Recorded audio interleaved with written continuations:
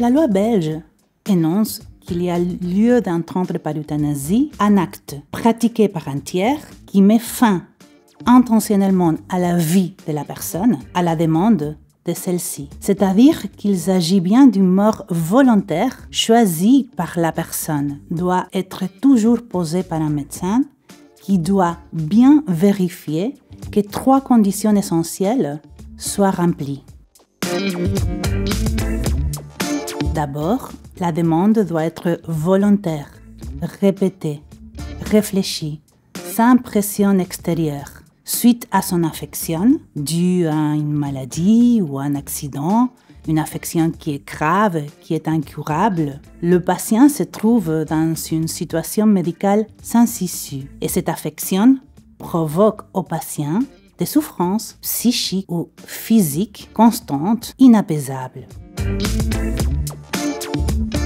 Le médecin doit d'abord informer son patient sur son état de santé, sur son espérance de vie, sur les possibilités thérapeutiques encore envisageables, ainsi que celles offertes par les soins palliatifs. Il doit faire appel à un deuxième médecin qui viendra examiner le patient, examiner le dossier médical et bien vérifier que les conditions sont bien remplies. Et si le décès du patient n'est pas prévu à brève échéance, il doit faire appel à un deuxième médecin, qui sera un psychiatre ou un spécialiste dans la pathologie dont les patients souffrent. Puis, il doit consulter l'équipe soignante, s'il y en a un. Il doit aussi s'entretenir avec la famille, si les patients le souhaitent. Et il doit veiller à ce que le patient puisse s'entretenir sur sa demande d'euthanasie avec toutes les personnes qu'il souhaite rencontrer. Enfin, la demande d'euthanasie doit être confirmée par un écrit rédigé par le patient qui devra signer et dater sa demande.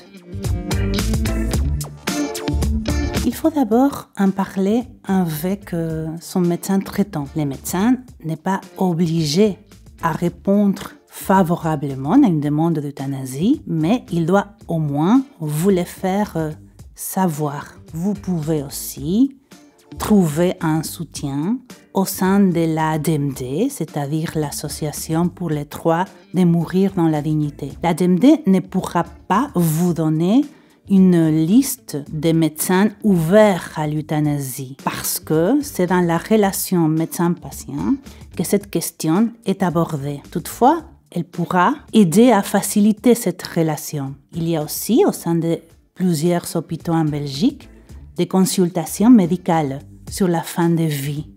Ce sont des consultations sur rendez-vous. Et là, un patient en demande d'euthanasie peut être informé. On peut lui aider à remplir ses déclarations anticipées et il peut obtenir un avis par rapport à une situation de demande aboutissant éventuellement à une euthanasie. Non, en Belgique, nous n'avons pas droit à l'euthanasie, nous avons droit à la demande d'euthanasie. Ça veut dire que le médecin a aussi le droit de refuser. C'est ce que l'on appelle la clause de conscience, qui est une clause individuelle. Ce n'est pas une clause institutionnelle.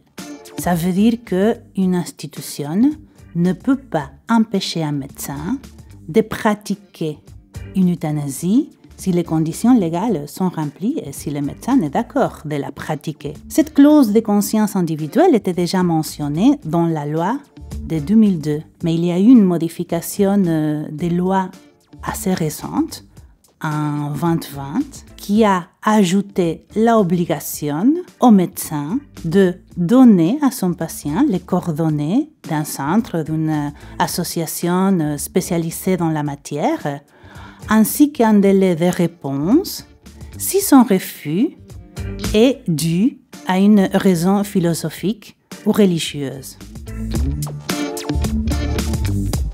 La loi ne parlait pas des moyens. Dans les faits, les médecins endorment profondément son patient. Ils donnent à son patient un produit par voie intraveineuse. Et ces produits provoquent un arrêt respiratoire. La mort arrive calmement et rapidement. Le patient peut aussi choisir d'avaler la substance.